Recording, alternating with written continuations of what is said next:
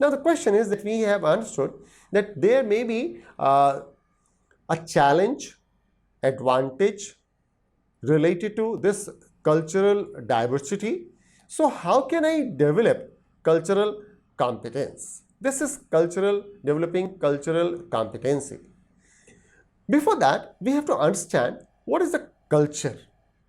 The culture, three components are there. One, the culture is automatic, means you are not supposed to do something about it. You will get that cultural thing incorporated in you without even your understanding. Two, it's a coherent. Coherent means what? That whatever I do, because of my cultural background, there is a logic for me and it's a complete thing for me, and I understand that there is nothing wrong about it. It has to be done in that very fashion. So it is automatic, it is coherent. I don't see any fault, anything wrong in that. And in this manner, it's complete. So three things are there. One, it's automatic. Two, it's coherent. And three, it's complete for me. So culture is a shared system. Means I, you, each one of us enjoying the same culture will understand certain things in the same fashion. What are the things? Like symbols. Symbols are being interpreted in the same manner if the people are from the same culture. Beliefs. I believe something, then meaning thereby that I have developed this on the basis of my culture. Attitudes, positive, negative, healthy, supporting, individualistic, you understand. So this is also something coming with the help of culture, or is being developed with the help of culture. Values. I value what? Value means the importance I put on ideas, principles, or things, or the person. So I value what will be having its impact on whatever I do, whatever I say, whatever I transact. And from where I'm going to get this value system? From my culture. Similarly, my expectations, whatever I expect, at times, I'm just sharing one simple experience, that at times you will never expect a person to bring a cup of coffee for you if he or she is your colleague and you are discussing something together. And you are new to this person is new to you. In India, normally we don't expect. But in Western world, they bring themselves. They will ask. You may be hesitant about it, but the other person in the Western world will automatically bring a cup of coffee to you, or will ask, can I help with a cup of coffee for you? And similarly, norms for behavior. How are you supposed to behave? Behave with colleagues, your subordinates, your contemporaries, and your boss. This will have bearing of cultural background. So the concept of culture is related to how we interpret, understand certain symbols, language, etc., etc. So this cultural background influences the way in which we prioritize what is important in life. 1. 2. Helps define your attitude towards what is appropriate in a particular situation. And 3. Establishes rules of behavior.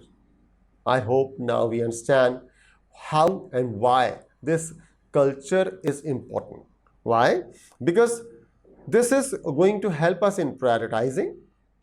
This is going to have its impact on attitude towards the right and wrong, and it is going to have its impact on our behavioral pattern.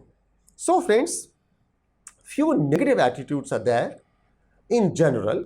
Let's understand them, and then we'll discuss how can we handle them.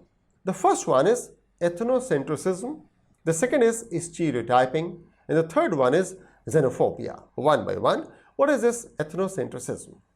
Ethnocentrism is a tendency to judge other groups according to the standard behaviors and customs of one's own group.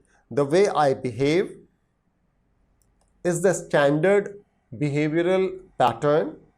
If you are not doing the same thing, then I'll judge you, maybe positive or negative. This is ethnocentrism. Ethnocentrism. The second is stereotyping. Stereotyping is a simplified and standardized conception or image invested with a special meaning and held in common by members of a group. Whatever I believe, whatever I feel is being shared by each one of us, and we carry our belief system about others also. So I'll say that he's a villager. Villager means what? Not that much civilized. Stereotyping. And the third one is xenophobia, is a fear of strangers or foreigners. So three things we have understood: ethnocentrism, stereotyping, and xenophobia. Let's see what can we do about it. Experts do say overcoming ethnocentrism and stereotyping is not a simple task, even for people who are highly motivated. Motivated means that you want to do whatever is being assigned to you. You want to get along with others and you want to succeed while working with others. You are highly motivated. Still, it may be very difficult for a person to come out of ethnocentrism and stereotyping.